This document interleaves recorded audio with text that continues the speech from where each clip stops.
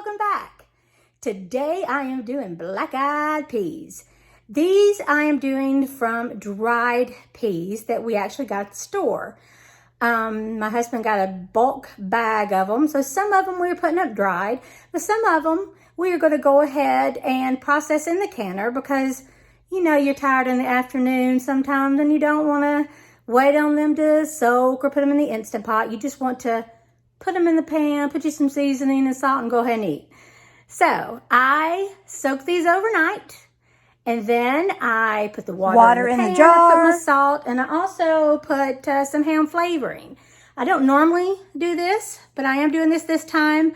You can use this. You can use any kind of ham flavoring. I figured why not? I'd be doing that when it comes out of the can anyway, whenever I go to serve it. So let's give a few of them a try and see how that turns out. So now I'm going to show you the next steps. All right. I have put my 3 quarts of water in there. I have let this come to a boil to soften up the rings. And this is what it looks like after I have put the water, the salt, and the ham seasoning. I did stir it up, got all the bubbles out, and we are ready to go. I'm going to put the rings on there and the lids on there and put it in the water and get it started. Now, also, I got a little crazy with my black-eyed peas. This is the pot that I put them in. Whoa. I got a lot of work to do. Oh.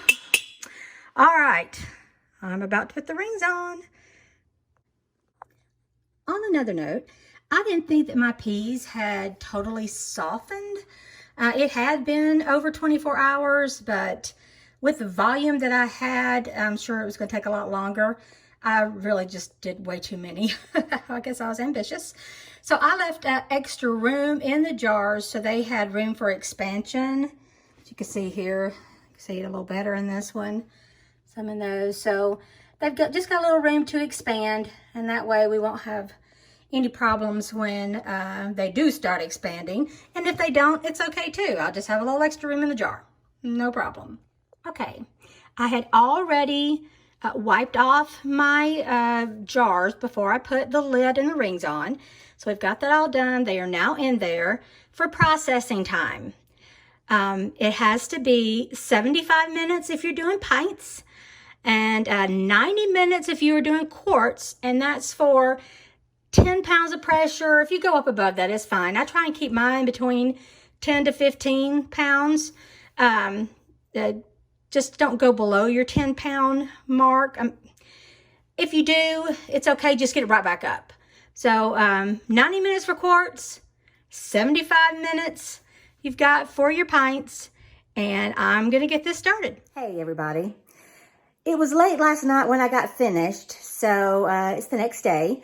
Everything went great. It did take, of course, the 90 minutes that it normally takes, and 75 minutes for the pints.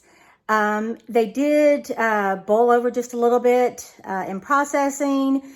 So it just made the water look a little dingy. So I did change out the water in between each canning process. They all sealed. They all look great. The room that I left for them did use up that space on some it didn't. But they sealed. They look great. And we will have these this winter as ones that we can just dump out and eat. I did half of them with the seasoning, half without. And that's it. They look good. I'm going to show you what they look like. And this is what they look like. They turned out great. I did label them, which ones are seasoned, which ones are not. Did take all the bands off. We can reuse the bands. They don't need them because they're sealed. And they will be ready to eat whenever we want them. Well, thank you for tuning in. We really appreciate it. And join us again at Creating Cool Stuff in Mountain View Farms. Thank you so much.